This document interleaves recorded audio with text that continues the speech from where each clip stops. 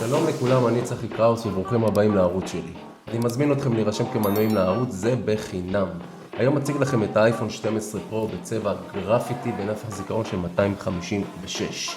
האייפון עצמו קיבל עיצוב חדש לגמרי מאז האייפון 6, אבל גם ישן כי הוא דומה מאוד לדגמי האייפון 4 ו-5 שהוצגו בין השנים 2010 עד 2013. אז יאללה חברים, בואו נצא לדרך.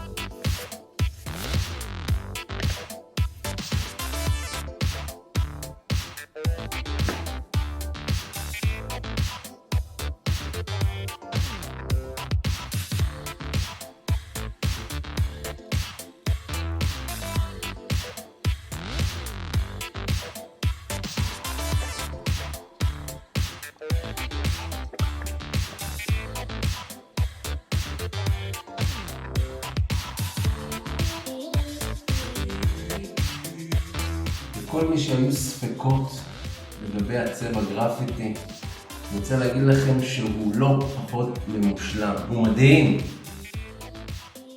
תראו כמה הוא יפה.